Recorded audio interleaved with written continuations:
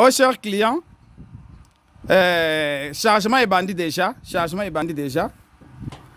Agence, home service, Yangai, Alex Makaba.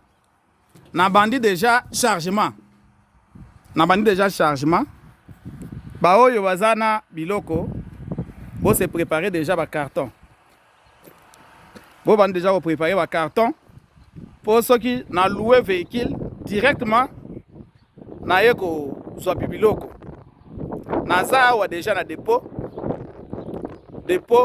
toza na kati ya ko charger déjà pour na conteneur oyo kende na vers fin du mois yango wana bino bozala rapide pour na ko charger na ko pesa biloko na bino le plus vite possible.